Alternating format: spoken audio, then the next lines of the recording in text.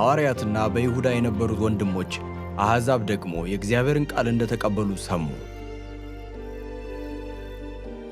ስለዚህ ጴጥሮስ ወደ ኢየሩሳሌም በወጣ ጊዜ ከተገረዙት ወገን የነበሩ አማኞች ነቀፉት። እንዲህም አሉት፣ ወዳልተገረዙ ሰዎች ገብተህ ከእነርሱ ጋር በላህ። ጴጥሮስ ግን እንዲህ ሲል ነገሩን በቅደም ተከተል ያስረዳቸው ጀመር። በኢዮጴ ከተማ ስጸልይ በተመስጦ ውስጥ እያለሁ ራእይ አየሁ። ትልቅ ጨርቅ የሚመስል ነገር በአራት ማዕዘን ተይዞ ከሰማይ እኔ ወደ ነበርሁበት ቦታ ሲወርድ አየሁ። አተኩሬም ይህን ነገር ስመለከት አራት እግር ያላቸው እንስሳት፣ የዱር አራዊት፣ በምድር ላይ የሚሰቡ ፍጥረታትና በሰማይ የሚበሩ አዕዋፍ አየሁ። በዚህ ጊዜ ጴጥሮስ ሆይ ተነሳና አርደህ ብላ የሚለኝን ድምፅ ሰማሁ። እኔም ጌታ ሆይ የማይሆንም ርኩስ ወይም ያልተቀደሰ ነገር ፈጽሞ ወደ አፌ ገብቶ አያውቅም አልሁ። ያም ድምፅ ለሁለተኛ ጊዜ እግዚአብሔር ንጹሕ ያደረገውን አንተ እንደ ርኩስ አትቁጠረው ሲል ከሰማይ ተናገረኝ። ይህም 3 ጊዜ ተደጋገመ። ከዚያ ሁሉም እንደገና ወደ ሰማይ ተወሰደ። ልክ በዚያው ሰዓት 3 ሰዎች ከቂሳሪያ ወደ እኔ ተልከው መጥተው እኔ ባለሁበት ቤት ደጅ ላይ ቆሙ። መንፈስ ቅዱስም ምንም ሳላወላውል ከእነርሱ ጋር እንድሄድ ነገረኝ። እነዚህም 6 ወንድሞች ከእኔ ጋር ሄዱ። ወደ ሰውየውም ቤት ገባን። እርሱም መልአክ በቤቱ ውስጥ ቆሞ እንደታየውና እንዲህ እንዳለው ነገረን። ወደ ኢዮጴ ሰው ልከህ ጴጥሮስ የተባለውን ስምዖንን አስጠራ። እርሱም አንተና የቤትህ ሰዎች ሁሉ የምትድኑበትን ቃል ይነግርሃል። እኔም ገና መናገር ስጀምር መንፈስ ቅዱስ በመጀመሪያ በእኛ ላይ እንደወረደ ሁሉ በእነርሱም ላይ ወረደ። በዚህ ጊዜ ዮሐንስ በውሃ ጠመቀ፣ እናንተ ግን በመንፈስ ቅዱስ ትጠመቃላችሁ ሲል ጌታ የተናገረው ቃል ትዝ አለኝ።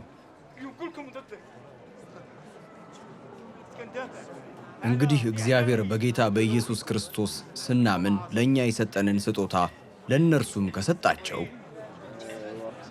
ታዲያ እግዚአብሔርን መቋቋም እችል ዘንድ እኔ ማን ነኝ? ይህን በሰሙ ጊዜም የሚሉትን አጥተው እንዲህ እያሉ እግዚአብሔርን አመሰግኑ። ይህማ ከሆነ አሕዛብም ወደ ሕይወት ይመጡ ዘንድ እግዚአብሔር ንስሐን ሰጥቷቸዋል ማለት ነዋ።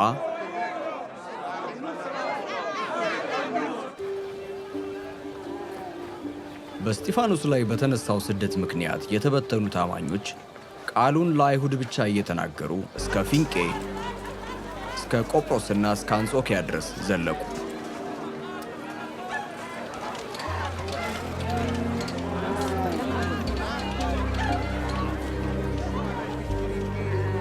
ከቆጵሮስና ከቀሬና የመጡት አንዳንዶች ሰዎች ግን ወደ አንጾኪያ ሄደው ለግሪኮችም ጭምር በመንገር የጌታን የኢየሱስን ወንጌል ሰበኩላቸው።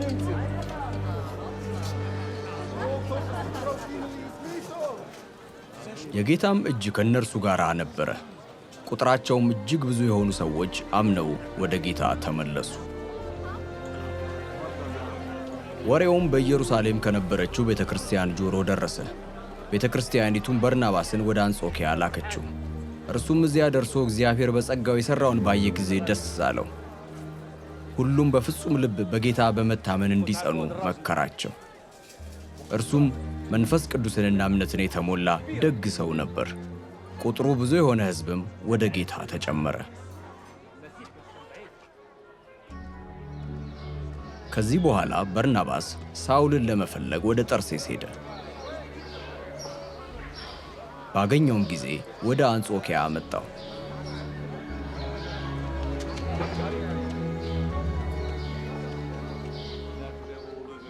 ሁለቱም እዚያ ካለችው ቤተ ክርስቲያን ጋር በመሆን 1 ዓመት ሙሉ እጅግ ብዙ ሕዝብ አስተማሩ። ደቀ መዛሙርትም ለመጀመሪያ ጊዜ በአንጾኪያ ክርስቲያን ተብለው ተጠሩ። በዚህ ጊዜ አንዳንድ ነቢያት ከኢየሩሳሌም ወደ አንጾኪያ ወረዱ። ከእነርሱም አንዱ አጋቦስ የተባለው ተነስቶ በዓለም ሁሉ ታላቅ ራብ እንደሚሆን መንፈስ ቅዱስ አስመልክቶት ተናገረ። ይህም በቀላውዲዮስ ቄሳር ዘመን ተፈጸመ። ደቀ መዛሙርትም እያንዳንዳቸው አቅማቸው በፈቀደ መጠን አዋጥተው በይሁዳ የሚኖሩትን ወንድሞች ለመርዳት ወሰኑ።